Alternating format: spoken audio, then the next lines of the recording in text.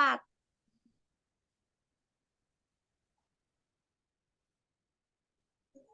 Assalamualaikum warahmatullahi wabarakatuh.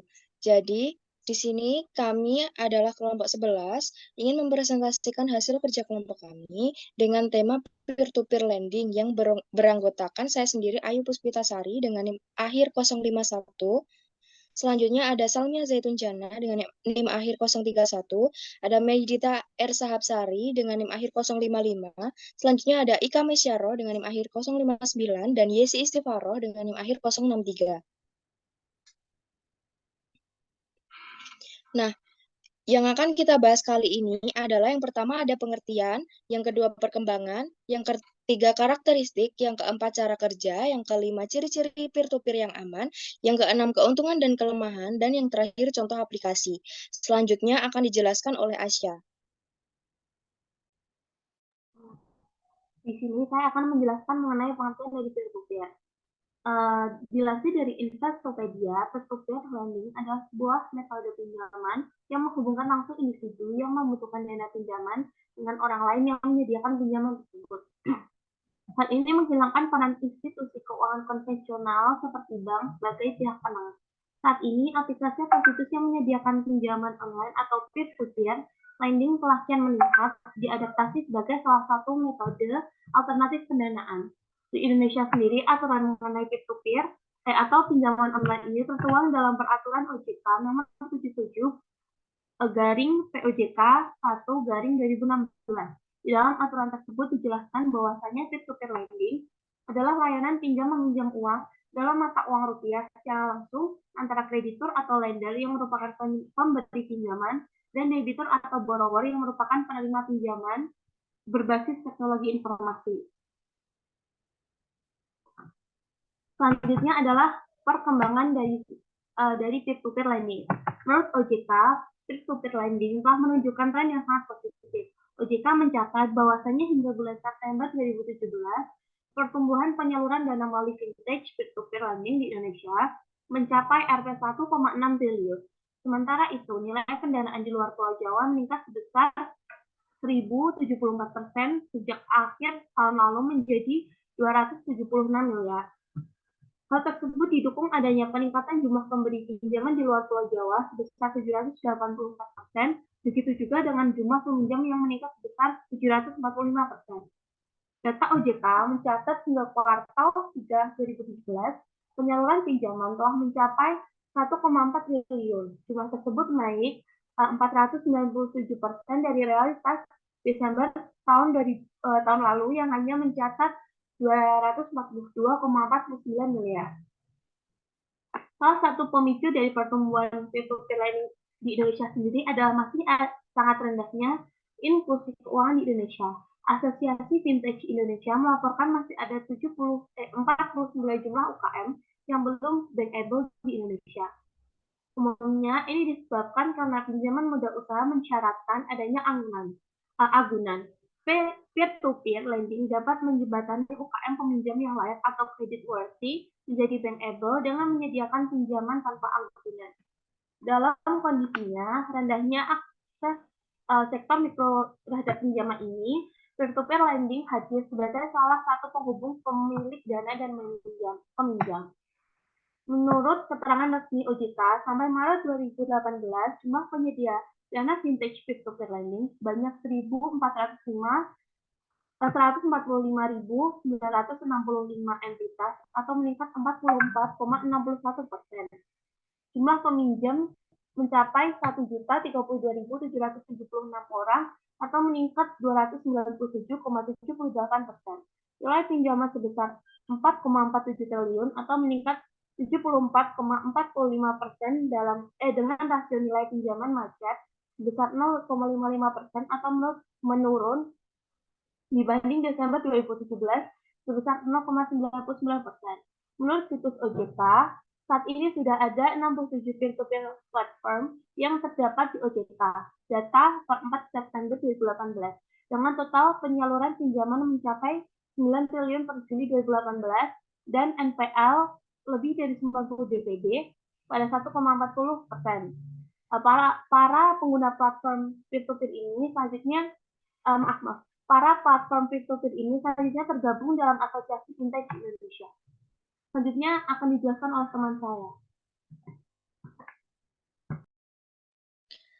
Selanjutnya karakteristik. Yang pertama, ada online platform. Peer-to-peer lending dilakukan melalui platform online yang menghubungkan peminjam dan investor. Platform ini menyediakan infrastruktur dan alat untuk menghubungkan kedua belah pihak. Yang selanjutnya ada pinjaman tanpa jaminan. Pinjaman tanpa jaminan di peer-to-peer lending biasanya memberikan pinjaman tanpa jaminan yang berarti peminjaman tidak perlu memberikan jaminan atas peminjaman mereka. Ini berbeda dengan pinjaman bank tradisional yang biasanya memerlukan jaminan. Selanjutnya ada suku bunga yang bersaing. Suku bunga peer-to-peer lending biasanya lebih rendah daripada pinjaman bank, tetapi lebih tinggi daripada tingkat bunga yang ditawarkan pada tabungan atau deposito. Selanjutnya ada diversifikasi portofolio. Di sini investor dapat memperoleh pinjaman dari berbagai peminjam untuk membantu diversifikasi portofolio mereka. Selanjutnya ada credit score dan analisis resiko. Platform peer-to-peer lending biasanya menggunakan algoritma dan analisis data untuk mengevaluasi resiko kredit dan resiko investasi peminjam. Hal ini dapat membantu investor membuat keputusan investasi yang lebih baik. Selanjutnya ada fleksibilitas dalam pembayaran. Peminjam dapat memilih jangka waktu dan jumlah pembayaran yang cocok dengan kebutuhan mereka dan dapat membayar kembali pinjaman sebelum jatuh tempo tanpa dikenakan biaya tambahan. Selanjutnya ada biaya administrasi. Platform peer-to-peer lending biasanya mengambil biaya administrasi atau komisi atas transaksi sebagai sumber pendapatan mereka. Selanjutnya yang terakhir adalah resiko investasi. Seperti investasi lainnya, peer-to-peer lending juga memiliki resiko yang terkait dengan kegagalan peminjam untuk membayar kembali pinjaman mereka, resiko likuiditas, resiko inflasi, dan resiko lainnya. Oleh karena itu, investor harus memperhatikan faktor resiko sebelum berinvestasi dalam peer-to-peer lending. Selanjutnya akan dijelaskan oleh teman saya. Oke, selanjutnya ada cara kerja peer-to-peer. Yang pertama itu ada registrasi keanggotaan. Pengguna atau lender dan borrower melakukan registrasi secara online melalui komputer atau smartphone. Kedua, peminjam melakukan pengajuan pinjaman. Ketiga, platform peer-to-peer lending menganalisa dan memilih peminjam layak untuk mengajukan pinjaman, termasuk menetapkan tingkat risiko peminjam tersebut.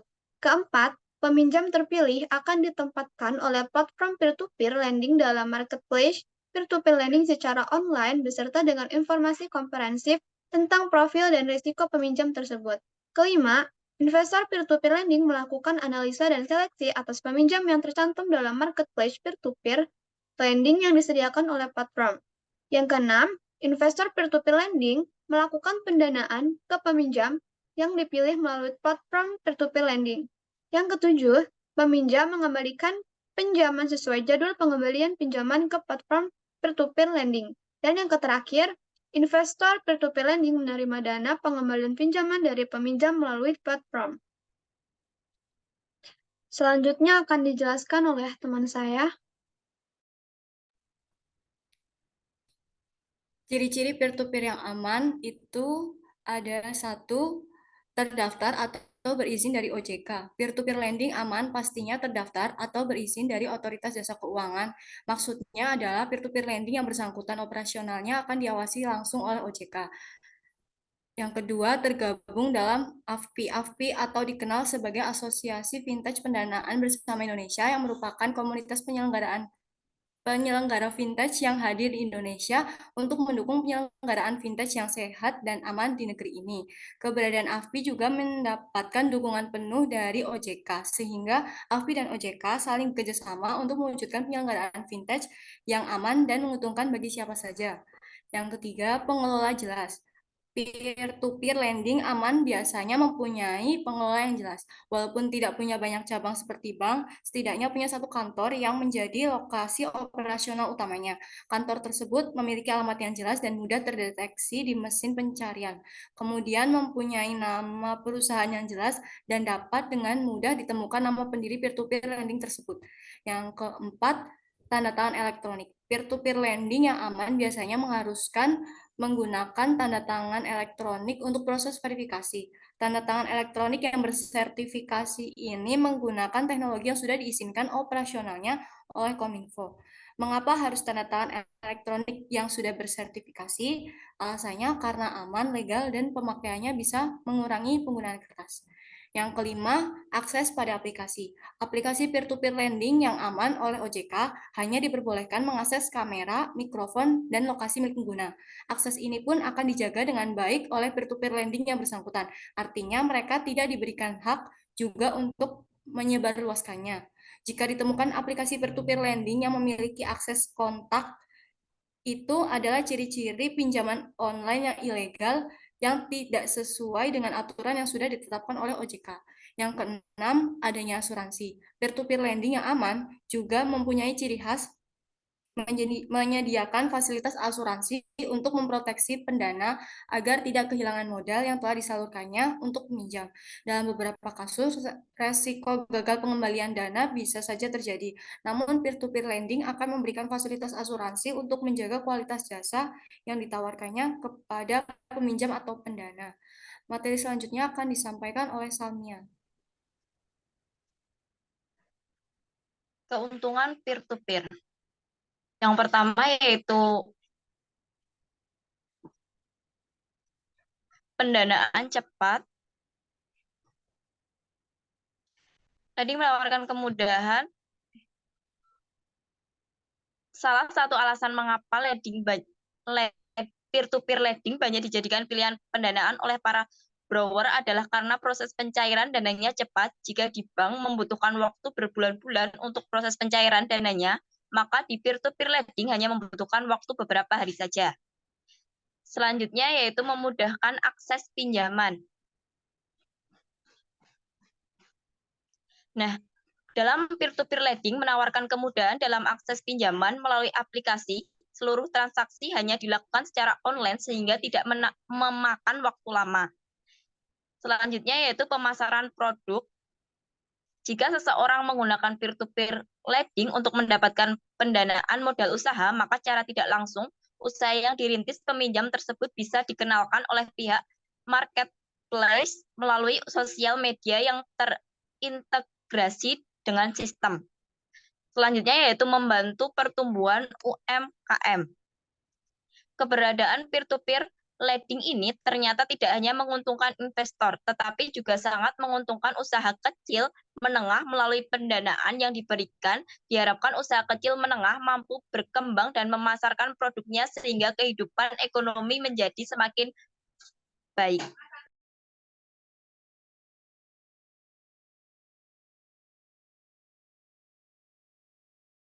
Selanjutnya,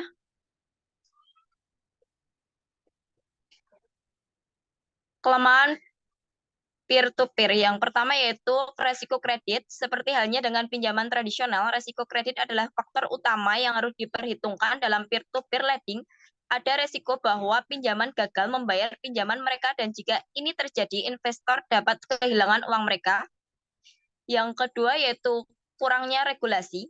Peer-to-peer lending seringkali tidak diatur oleh otoritas keuangan seperti bank yang dapat menimbulkan resiko bagi investor dan peminjam. Selain itu, mungkin juga sulit untuk menyelesaikan sengketa karena kurangnya regulasi. Berikutnya yaitu likuiditas yang terbatas. Investasi dalam peer-to-peer lending biasanya tidak liquid seperti saham atau obligasi karena investasi ini membutuhkan waktu dan sulit untuk ditarik kembali. Selanjutnya yaitu resiko operasional. Resiko operasional terkait dengan kemampuan platform peer-to-peer lending untuk mengelola resiko kredit dan menjaga keamanan data pribadi peminjaman investor. Selanjutnya, volatilitas pengembalian.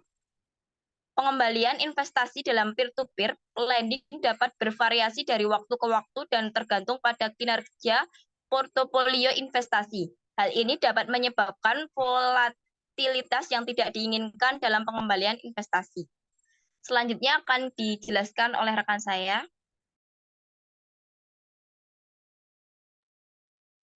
Oke, selanjutnya ada beberapa contoh aplikasi peer-to-peer lending yang populer di Indonesia dan di dunia. Yang pertama ada Coinworks. Coinworks adalah platform peer-to-peer lending yang berbasis di Indonesia. Mereka menyediakan layanan pinjaman tanpa jaminan dengan suku bunga yang kompetitif. Yang kedua ada Funding Circle. Funding Circle adalah platform peer-to-peer lending yang berbasis di Inggris. Mereka menawarkan layanan pinjaman kecil dan menengah untuk usaha kecil dan menengah atau UKM. Yang ketiga ada Lending Club. Lending Club adalah platform lending terbesar di Amerika. Tepatnya di Amerika Serikat, mereka menawarkan layanan pinjaman tanpa jaminan untuk individu dan usaha kecil dengan suku bunga yang kompetitif. Yang keempat ada Zopa. Zopa adalah platform peer-to-peer lending tertua di Inggris. Mereka menawarkan layanan pinjaman tanpa jaminan untuk individu dan suku bunga yang bersaing. Dilanjut dengan Prosper. Prosper adalah platform peer-to-peer lending yang berbasis di Amerika Serikat. Mereka menawarkan layanan pinjaman tanpa jaminan untuk individu dengan suku bunga yang kompetitif. Selanjutnya ada Modalku.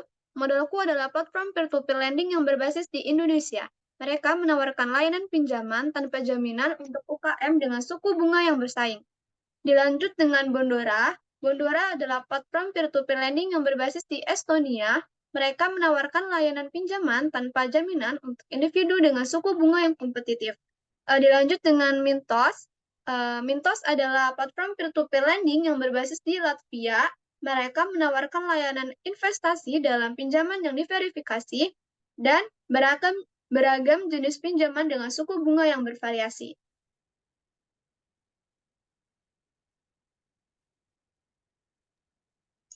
Sekian dari kelompok kami, kurang lebihnya mohon maaf. Terima kasih. Wassalamualaikum warahmatullahi wabarakatuh.